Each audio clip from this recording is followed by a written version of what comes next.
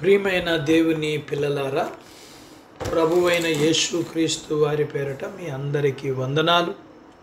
ప్రభువు పేరట మీ అందరికీ శుభములు, దీవెనలు కలుగునుగాక. ఈ ఉదయకాలం పరిశుద్ధ గ్రంథము నుండి దేవుని వాక్యాన్ని చదువుకుందాము. కొరింథీయులకు రాసిన మొదటి పత్రిక 15వ అధ్యాయం 19వ వచనం చదువుకుందాం.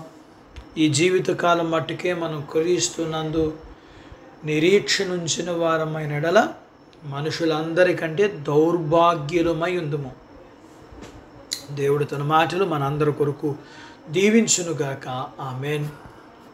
ప్రియమైన దేవుని పిల్లలారా, మనం ఈ భూమి మీద జీవించడానికి దేవుడు నిర్ణయించిన కాలం 70 సంవత్సరాలు, లేదా అధికమైన బలం ఉంటే 80 సంవత్సరాలు. అయితే దేవుడు వారికి దయచేసిన ఆయుష్కాలం కంటే ముందుగా చనిపోయే వాళ్ళని మనం చూస్తుంటున్నాం. మనిషి బ్రతికే జీవితకాలములో వారికి దేవునితో ఎటువంటి సంబంధం కలిగి ఉన్నారన్న దానిని బట్టి వారి జీవన విధానం ఉంటుంది. చాలామంది వాళ్ళు దేవుణ్ణి ఎందుకు నమ్ముతున్నారో వారికే తెలియదు. ఎందుకంటే దేవుడంటే ఎవరో, దేవుడు మనుషులకి ఏం చేస్తాడో, మనుషులు దేవునికి ఏం చేయాలో అస్సలు తెలియదు. తెలిసిందల్లా ఒకటేనండి, అవసరమైతే తప్ప దేవుని దగ్గరికి వెళ్ళకూడదు అని. ఈ లోకంలో మన ఇష్టానుసారంగా మనం జీవిస్తున్నప్పుడు మనకు వచ్చే కష్టాలకి, బాధల్ని తీర్చడం, మనకు ఏ ఆపద రాకుండా కాపాడటమే దేవుని బాధ్యత అనుకుంటారు. దేవుడు మనల్ని చల్లగా చూడాలంటే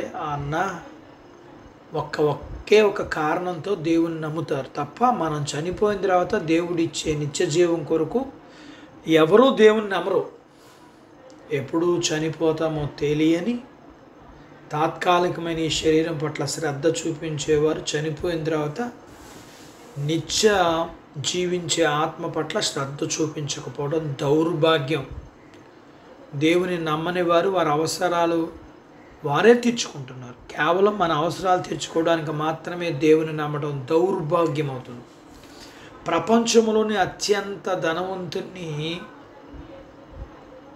10 అడిగితే ఎంత బాగోదో, అంటే 10 రూపాయలు అడిగితే ఎంత బాగోదో, భూమి మీద జీవించడానికి కేవలం మన అవసరాల కోసం దేవుని నమ్ముకోవడం అంతే బాగోదు. మంచివారి మీద చెడ్డవారి మీద ప్రేమ చూపి సూర్యుడిని వర్షం ఇచ్చేవాడు మరి ఇంకా నా గురించి ఆలోచించు అని చెప్పాల్సిన అవసరం ఉందా? దేవుడు మన గురించి ఆలోచిస్తాడు. దేని గురించి దేవుణ్ణి అడగాలో అనుకుంటున్నాడో దేవుడు మనం అవి కాకుండా మిగతావన్నీ అడుగుతాం. కాబట్టి మనం వాటిని గురించి కాకుండా ఈ లోకంలో మనం నడిపించడానికి అవసరమైన పరిశుద్ధాత్మ కొరకు చనిపోయాక ఆత్మ నిత్య జీవం చేరేలాగా నిరీక్షణ కావాలని అడుగుదాం. దేవుడు తన మాటలు మన కొరకు దీవించునుగాక. ఆమేన్. ప్రార్థించుకుందాం. నాతో పాటు ఏకీభవించు. మమ్మలను మిక్కిలిగా ప్రేమించిన మా ప్రియ పరలోకపు తండ్రి, మీ పరిశుద్ధ నామమును బట్టి మీకు వందనాలు. ఈ ఉదయకాల సమయంలో మీ పాదాల దగ్గర మీ లేఖనాన్ని మేము నేర్చుకోవడానికి మీరు మాకు సహాయం చేశారు. అందుని బట్టి మీకు వందనాలు. మాకు కావాల్సింది మీ యొక్క పరిశుద్ధాత్మ చేత మేము నడిపించబడ్డాం. మేము అడగవలసింది మా ఆత్మ నిత్యజీవం చేరే వరకు మాకు కావలసిన విశ్వాసము, నిరీక్షణ, ప్రేమ, వీటిని మా అందరికీ మీరు అనుగ్రహించండి. మీ పిల్లలను దీవించండి. చిన్న బిడ్డలను, యవనస్తులను, వృద్ధులను, స్త్రీలను, పురుషులను దీవించండి. వారి చదువుల్లో, ఆరోగ్యాల్లో, ఉద్యోగాల్లో, ఉద్యోగ ప్రయత్నాల్లో, చేస్తున్న ఉద్యోగాల్లో, ప్రమోషన్స్లో, వ్యాపారం, చేతి పనులు, ఉద్యోగాలు మీరు దీవించండి.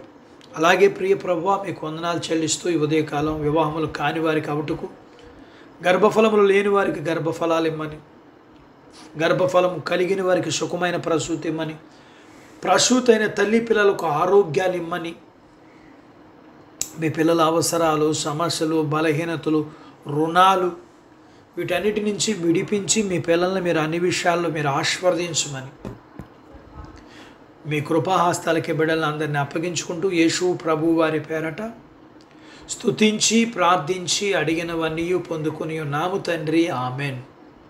దేవుడు మిమ్మను దీవించును గాక. ఆమెన్.